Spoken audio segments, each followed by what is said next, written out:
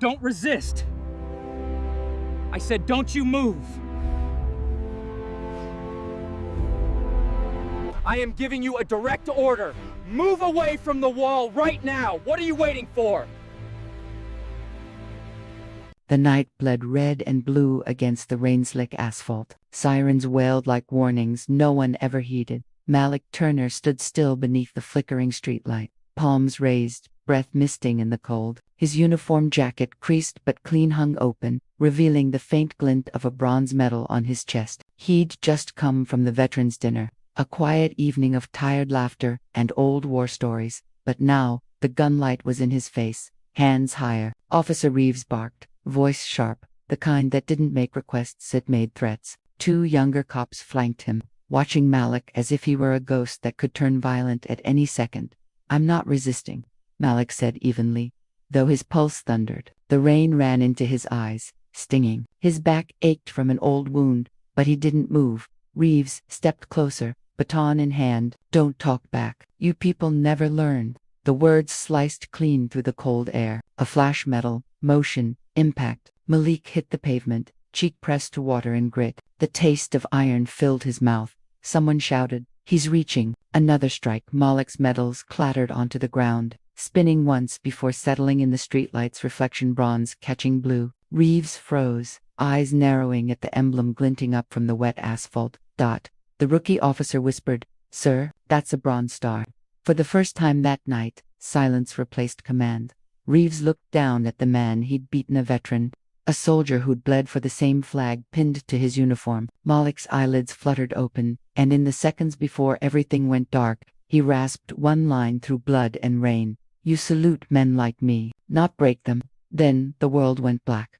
The highway was nearly empty, a stretch of damp asphalt gleaming under dim sodium lamps. Malik's old Ford rumbled quietly toward home, windshield wipers slapping in rhythm with the drizzle. The night had that strange, metallic quiet only found on the edge of small towns, too still, too watchful. Flashing lights erupted behind him. He frowned, checking his speed 5 under the limit. No broken lights, no swerving. Still, he eased the car to the shoulder, muscle memory guiding his movements. The cruiser stopped, its headlights flaring white. Malik turned off the ignition and rolled down his window halfway. His hands stayed visible on the wheel. Years of training made it automatic. A beam of light cut through the car. License and registration. The voice was hard, impatient. Malik nodded. "Sure thing, officer." He reached slowly toward the glove box, every motion deliberate. He'd learned long ago how thin the line was between obedience and suspicion. Reeves stepped closer, face half-shadowed under the brim of his cap. "What are you doing out here so late?" "Coming from the veterans' dinner." "I live off Pinewood. Veterans' dinner." Reeves's tone sharpened. "You got proof of that?" Malik blinked. "Proof? You heard me." The question wasn't about verification, it was about control. Malik could feel it, the subtle push of authority demanding submission. He handed over his ID. Reeves studied it too long, eyes flicking between the plastic card and Malik's face. "Step out of the vehicle." For what reason? The words slipped before he could stop them. "Step out now." Malik sighed quietly, unbuckled his seatbelt, and complied. The rain had turned to mist, fine droplets gathering on his jacket. His breath came out in soft clouds. Reeves circled him like prey. "Where's the dinner again?" "American Legion Hall. Couple blocks over." "You, in the military?"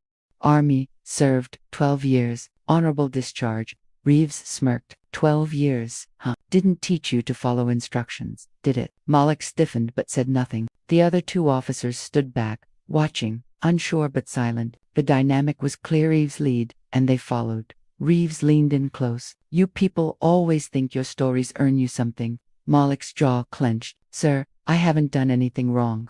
That word, sir, should have. Instead, it lit something behind Reeves's eyes. "Don't talk back." He shoved Malik's shoulder, hands on the hood.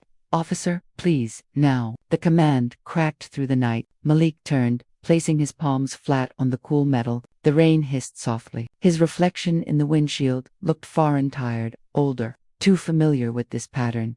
Reeves began patting him down roughly. Malik winced as pressure hit his lower back, where an old injury burned. "Easy," he muttered. "What was that?" Reeves barked. "Justiça. Old injury. Old injury. Reeves sneered. From what running? From the law. Malik turned his head slightly. From the war. The silence stretched tight. Reeves's grip faltered for a fraction of a second, then hardened again. Turn around. Malik hesitated, then faced him, eyes steady, voice low. You don't have to do this. Reeves raised his baton. Don't tell me what I have to do. The first strike landed fast across the arm, then the ribs. Malik staggered back, one hand instinctively rising. The baton came again, cracking against his shoulder. The other officers froze, one taking a half step forward before stopping. Eyes darting between them. Malik fell to one knee, breath shuddering. Stop, please. Reeves struck again. Stop resisting. The word resisting echoed like an order, like a script. Something fell from Malik's poquita ribbon, attached to a bronze medal, spinning once before settling in a puddle. Reeves's neck swing halted midair. The light caught the inscription. Bronze Star, whispered the younger cop. Reeves's face drained of color. Rain hissed between them. Malik looked up, eyes wet, voice rasping.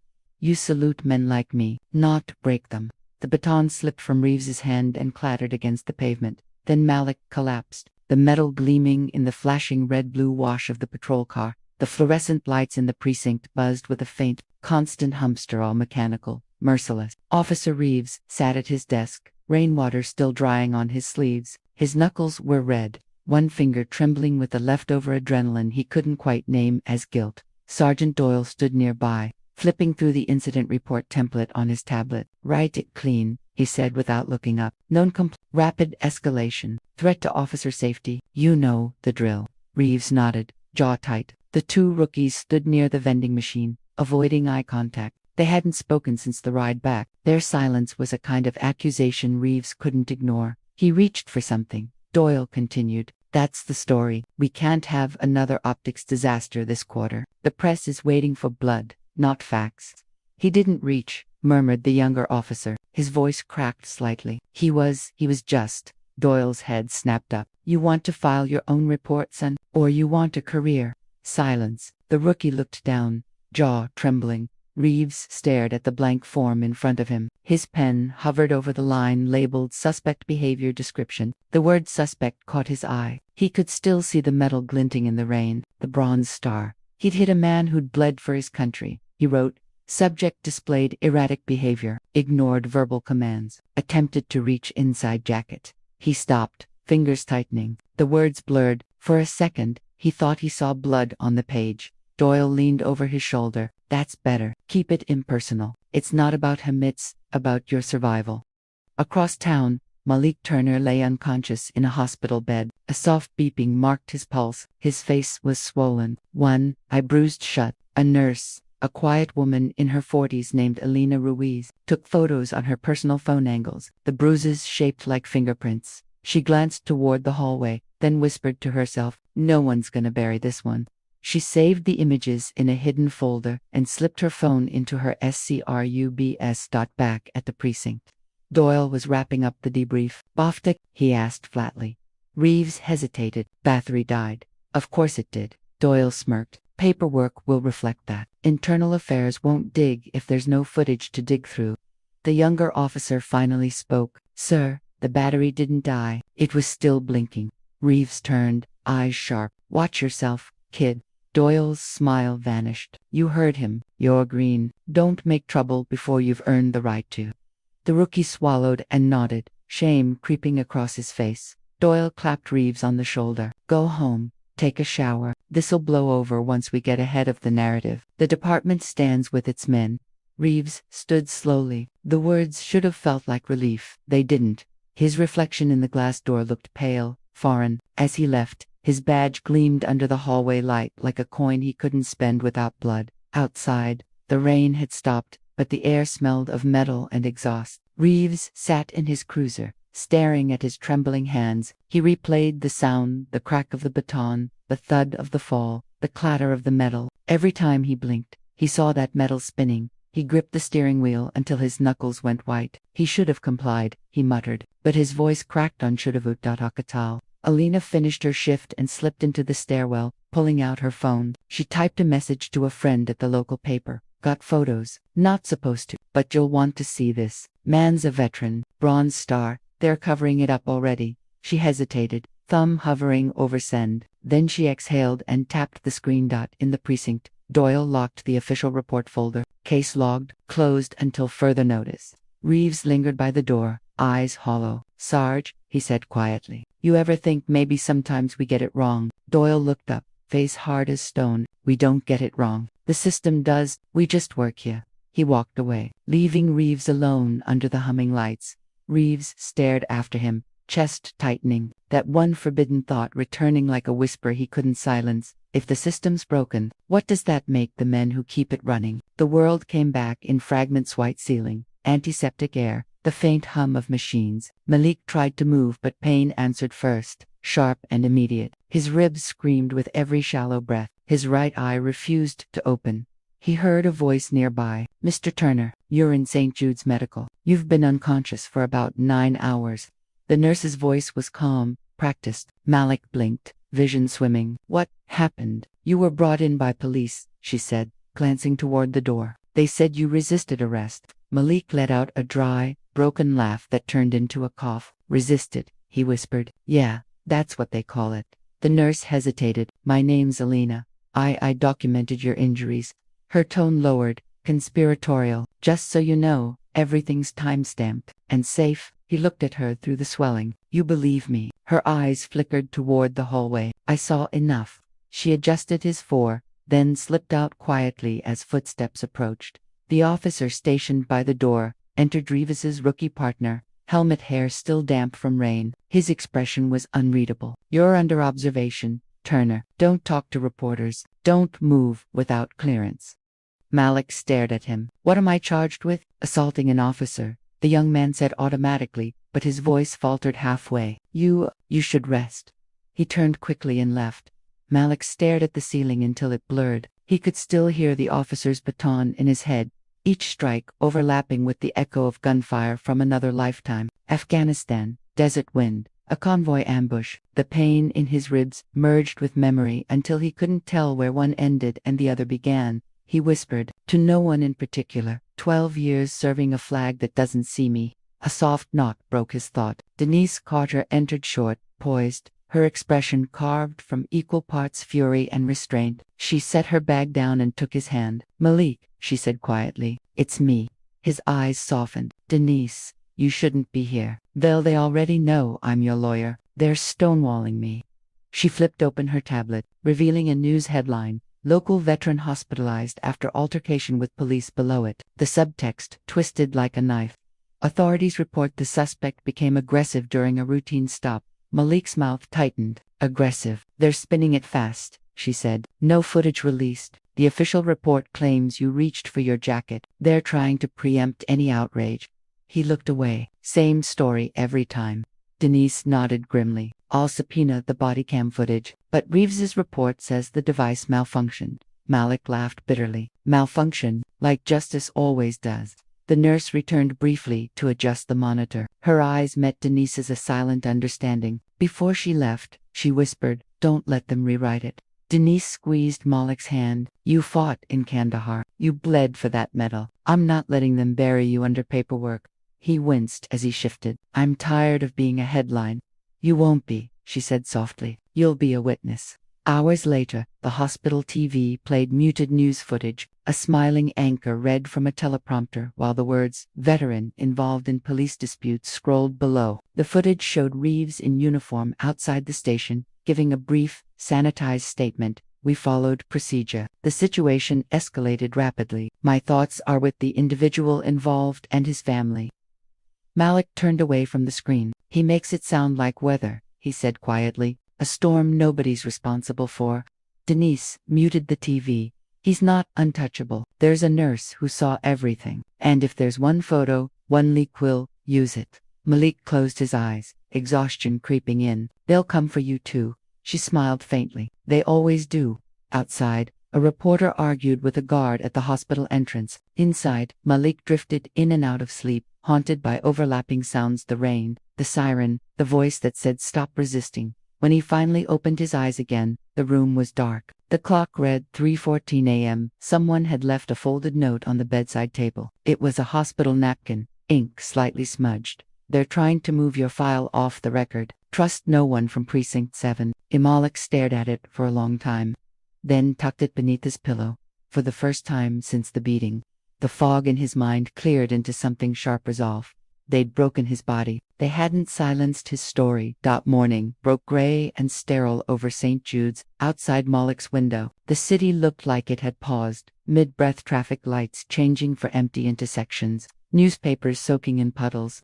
Denise was already up, sitting at the corner table with her laptop open. "You're trending," she said quietly, without turning around. Malik blinked against the pale light. For what this time? She turned the screen toward him. Dozens of headlines glowed back in digital uniformity. Man resists arrest during routine stop, officer injured. Bronze Star recipient involved in disturbance, officials respond. Police union condemns online harassment after incident, video leaks. Malik frowned. Video? There was no video. "There's a 10-second clip," she said. "Someone recorded the aftermath. You're on the ground, blood on your sleeve. No context, no sound. The narrative's already baked in." He sank back against the pillow. "So, they make me the aggressor. Again." Denise shut the laptop gently. "The department's PR team is pushing keywords: agitated, non-compliant, threatening build. Every outlet copies it. They know what they're doing." Malik turned his head toward the window. Outside, a young black nurse carried coffee past two officers guarding the hallway. Even here, under hospital lights, the lines between protection and control blurred until they were indistinguishable. "People see what they're trained to see," Malik said softly. "A big black man, not a veteran, not a father, just a threat." Denise leaned forward. "Then we change what they see." He looked at her, tired but steady. "How?" She smiled without humor. "Truth has a way of bleeding through even the cleanest lies." By midday, the press conference began. Sergeant Doyle stood at the podium, flanked by flags and microphones. Reeves was behind him, his uniform spotless, face set in practiced stoicism. Cameras flashed, questions flew. Was excessive force used? Doyle adjusted the mic. "Our officers acted in accordance with department protocol.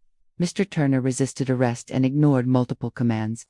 Another voice. "Is it true he's a decorated veteran?" A brief pause. Doyle's eyes flicked toward Reeves. "We have no comment on Mr. Turner's background at this time." A murmur rippled through the crowd. Cameras zoomed in on Reeves's expression, neutral, unflinching. He had rehearsed that look for years, but inside, he could feel the weight of every unspoken question pressing against his ribs. He'd seen the online comments, 200s of veterans demanding to know why one of their own lay in a hospital while a badge smiled for the press. That night, Reeves sat in his living room, uniform still on, TV glowing cold light against his face. His wife Karen hovered near the doorway. "You can turn it off," she said softly. He didn't. The footage replayed slow motion, freeze frames of his own hand mid-swing. Someone had enhanced the leaked body cam still. His name trended beside hashtags calling for accountability. Karen crossed her arms. "You said he reached for something." Reeves didn't answer. "Did he?" she pressed. He looked at her finally. "You wouldn't understand." She exhaled sharply. "You're right. I don't understand hitting a man who served this country." She left the room before he could reply. Reeves leaned forward, elbows on knees, head heavy in his hands. The uniform itched. It always had. It was armor and guilt sewn together. At the hospital, Malik's daughter Maya stood beside his bed for the first time. She was 16, all sharp cheekbones and unfiltered questions. "They're saying you fought the cops, Dad." He sighed, rubbing his temple. "They'll say whatever keeps them safe." Her voice trembled with anger. "You always told me to respect police."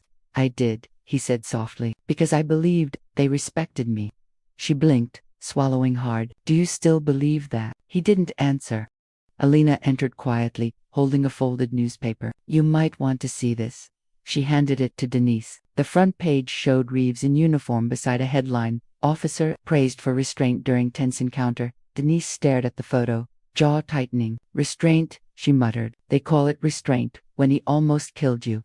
Malik's eyes moved to the tiny inset photo of himself, an old army portrait, cropped and faded. "They found the one where I'm smiling," he said bitterly. "Makes it easier to kill a man's image when he looks harmless." Denise looked up. "Veterans groups are starting to notice. I got a call from the National Alliance. They're demanding the department release the full footage." "That'll take weeks," Malik said. "Then we'll give them something sooner." 2 days later, Elena's anonymous photos appeared on a small independent news site. Grainy, unsparing, bruises, cuts. The unmistakable pattern of a baton's strike. The article was simple. Decorated veteran brutalized by police. Hospital staff raises questions. Within hours, the story spread. Cable panels debated it. Hashtags split down party lines. Veterans posted their service photos beside Moloch's name. At the precinct, Reeves's inbox flooded with death threats and demands for comment. Doyle stormed through the bullpen, barking orders. No statements, no leaks. Internal Affairs handles it now. But it was already too late. That night, Malik sat upright in his bed, the TV light flickering across his face. A pundit spoke with exaggerated solemnity, another so-called hero playing the victim. Maybe if he'd just followed orders. Malik switched the channel. The screen turned black. Denise watched him silently. He finally said, "They'll make me a symbol." "They already did," she replied. "Now make them regret it." Malik looked down at his bruised hands, fingers still trembling slightly. "I don't want revenge, then want truth," Denise said. "That's louder." He nodded slowly. Outside the window, news vans lined the street. Cameras trained on the hospital doors like vultures waiting for motion. Inside, Malik Turner breathed steady for the first time since that night, not because the world believed him yet, but because it was finally forced to look.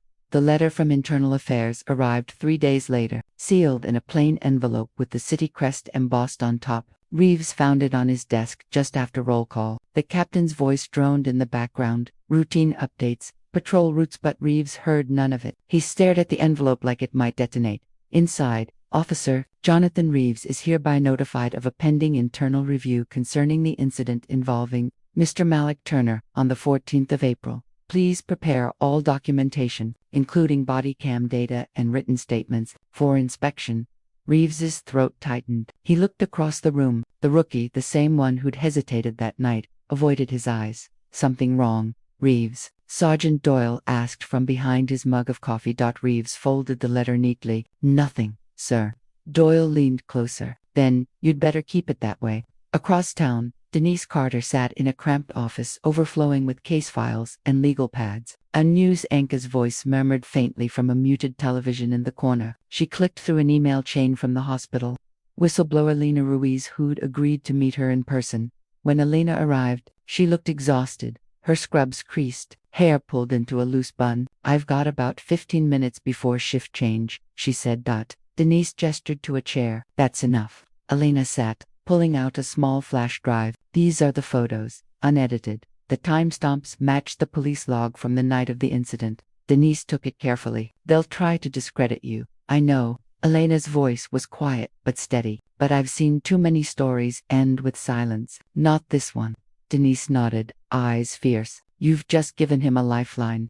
Reeves felt the blood drain from his face. "That's impossible." The haze held up a hand. "Don't insult me. Someone tampered with the upload, not the hardware. You want to tell me who?" Reeves hesitated. His mind flashed to Doyle, to the words, "Keep it that way." He looked down at the table. "No, sir." Hayes studied him for a long moment. "You've got two choices. The department buries you to protect itself, or you talk before they do."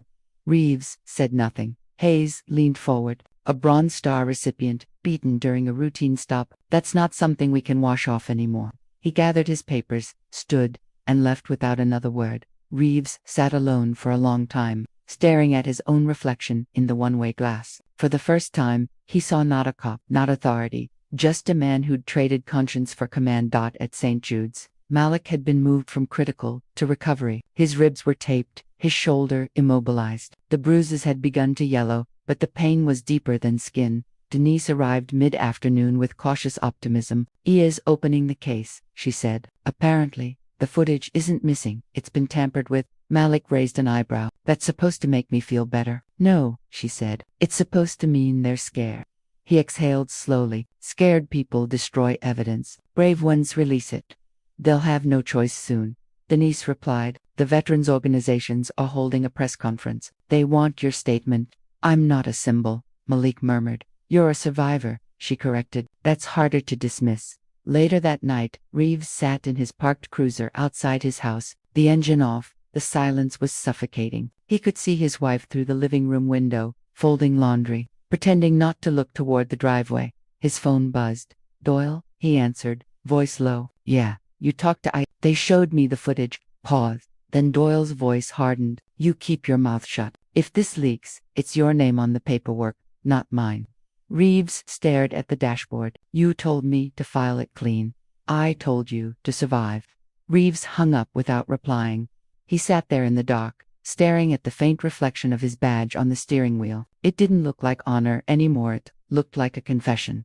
The next morning, Elena's leaked photos hit major networks. The images were grainy, imperfect, but they were undeniable. A new headline rolled across national screens. Bronze Star veteran beaten by officer. Internal Affairs launches investigation.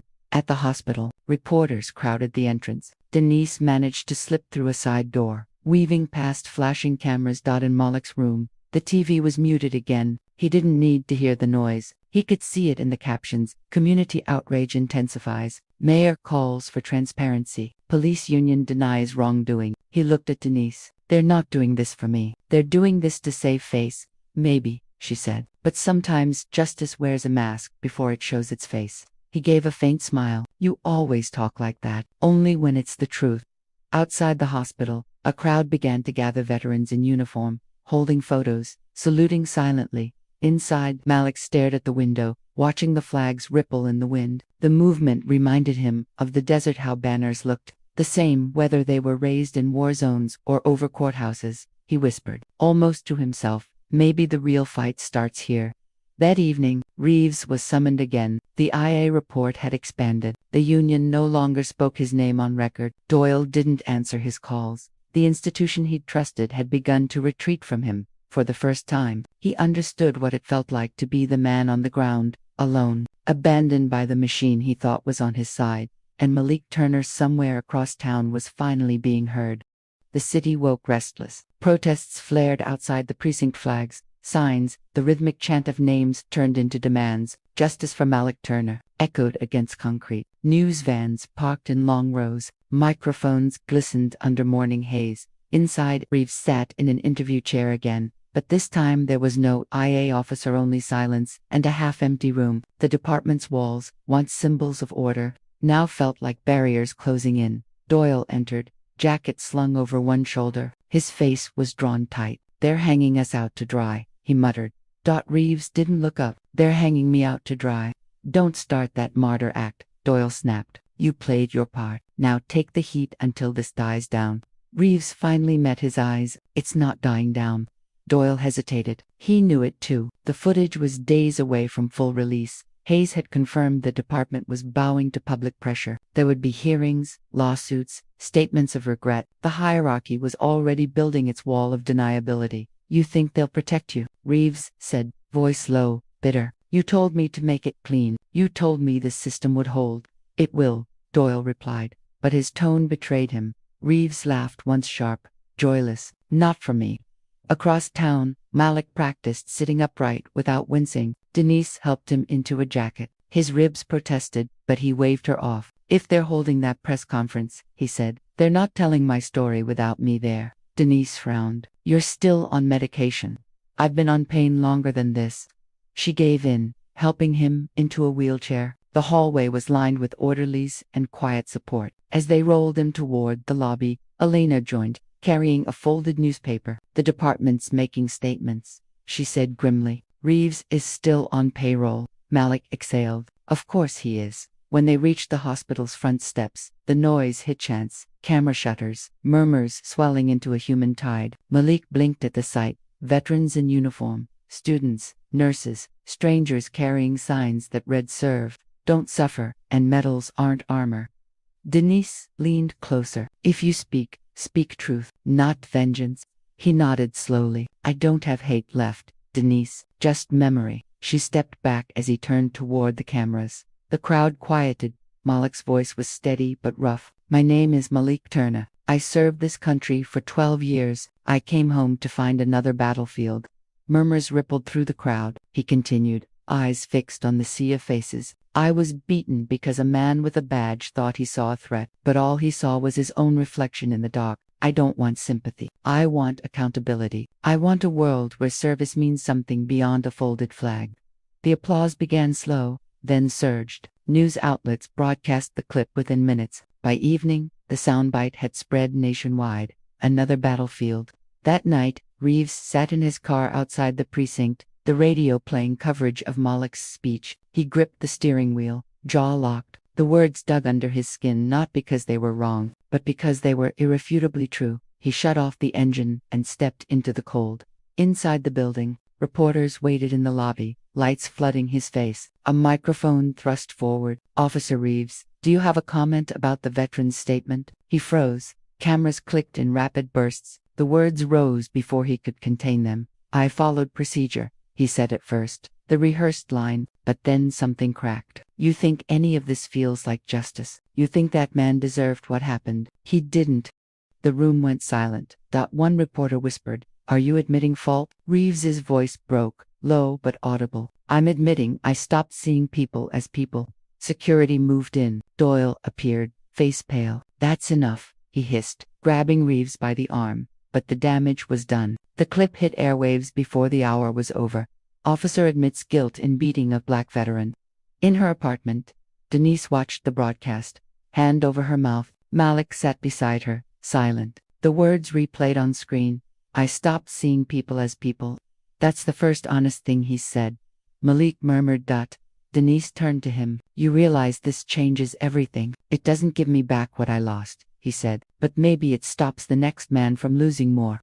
Outside, the city hummed with unrest and awakening, the sound of systems creaking under their own weight. Malik leaned back, eyes closing against the noise. He wasn't healed, not close, but somewhere beneath the bruises and anger, a small, stubborn part of him believed that the truth, once spoken, could no longer be silenced, and for the first time in weeks, he slept without dreaming of sirens. The footage dropped at dawn.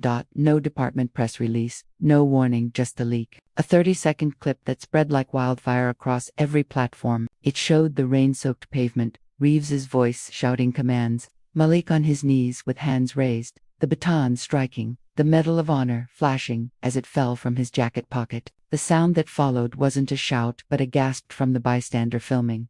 Within hours, hashtags trended globally.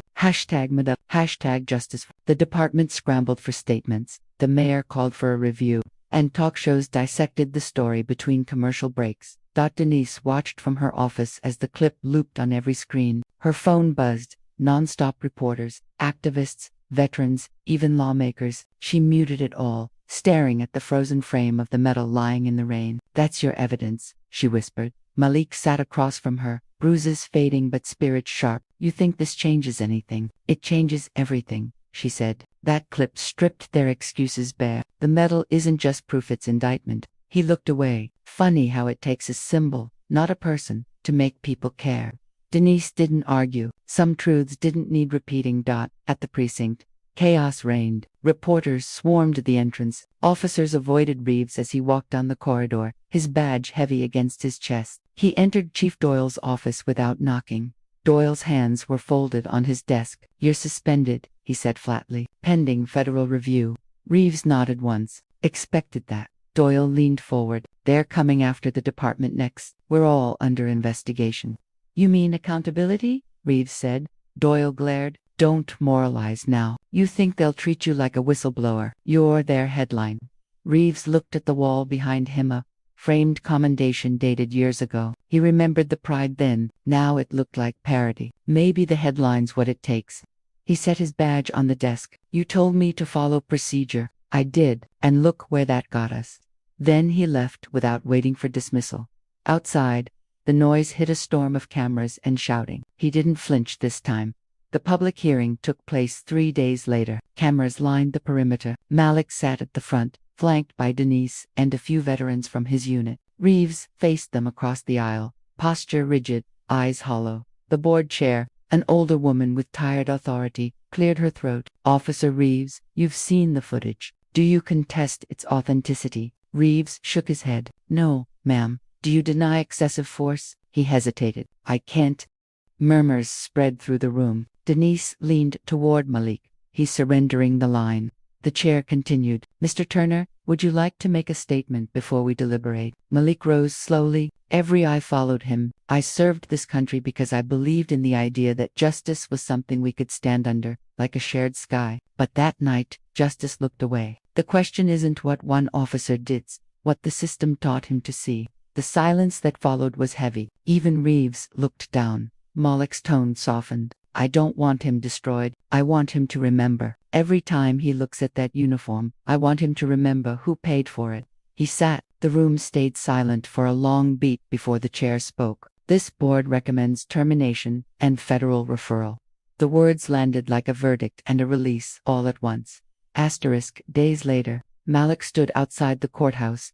The wind cold but clean. Denise joined him, handing over an envelope. It's official, she said. Civil suit accepted. Reeves won't see a badge again. He nodded slowly. And the department. They'll settle quietly. He looked out at the passing traffic. Quiet's how this started. Denise smiled faintly. Then you keep making noise. He laughed softly.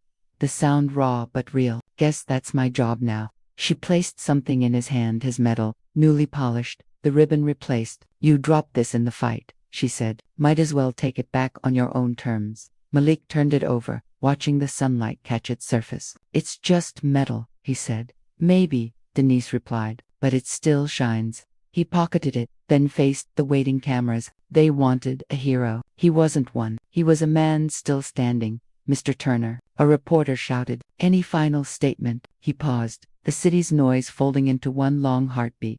Yeah, he said. Freedom doesn't end at the flag. It begins where accountability starts. The flashbulbs fired, the crowd roared, and for once, the sound didn't drown him, it carried him. That night, Reeves sat alone in his apartment, watching Malik's speech play on TV. He reached for the remote, then stopped. The metal gleamed on screen. His reflection looked small beside it. For the first time, he didn't turn away.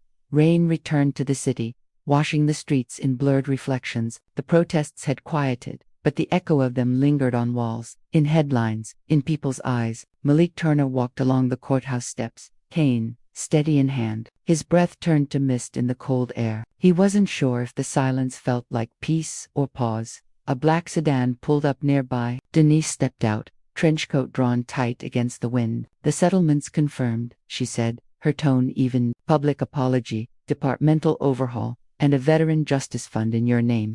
Malik nodded slowly. Money doesn't fix it. She met his gaze. No, but it funds something that might. He looked away at the horizon where the clouds split faintly, a line of pale light edging through. I'll take that over a speech.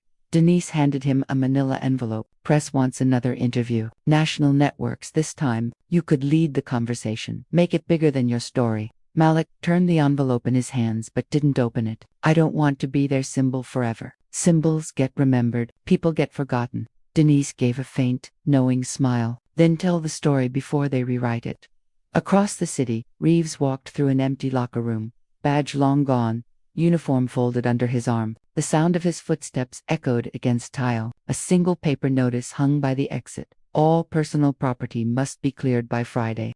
He stopped, looking at his reflection in a cracked mirror. The man staring back was older, hollowed. I stopped seeing people as people. He murmured again, the confession that had gone viral, quoted by anchors and activists alike. It wasn't redemption, it was evidence. He placed his nameplate on the bench and walked out.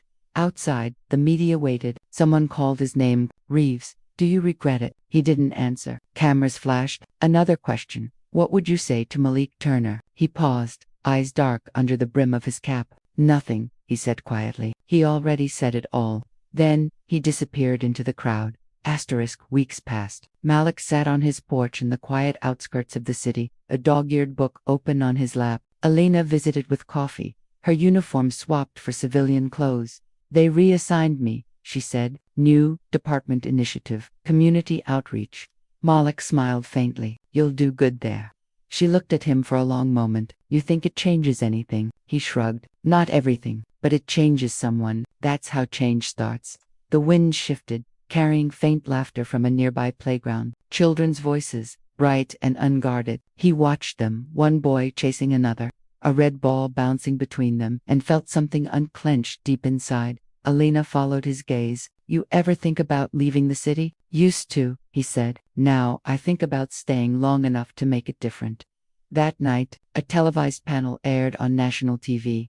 Clips from Malik's hearing played beside commentary from politicians, analysts, and veterans. Among them, a journalist read out the statement from Reeves's resignation letter. I was trained to enforce order, not to see truth. But the day I struck that man, I realized order without justice is just control. The words hung heavy. Malik, watching from his living room, exhaled slowly. Denise texted him moments later. You should have been the one to say that line. He replied. He needed to say it more than I did. A week later, Malik stood on a stage under bright lights, a veterans' charity event turned civil rights summit. The crowd included soldiers, students, officers, and civilians. He approached the podium, adjusting the mic. Cameras blinked like patient eyes. I'm not here to talk about what was done to me, he began. I'm here to talk about what keeps getting done to all of us. Silence, indifference, forgetting. Systems don't break overnight. They erode quietly when we stop caring. He held up his Medal of Honor, now tarnished at the edges. This isn't proof of who I am. It's proof of who we should be. People who see, who stand, who listen. The audience was silent, every word absorbed. I'm not asking for sympathy, he said, his voice hardening. I'm demanding memory. Applause erupted slow, then rising. Somewhere in the back, Alina and Denise stood side by side, both clapping.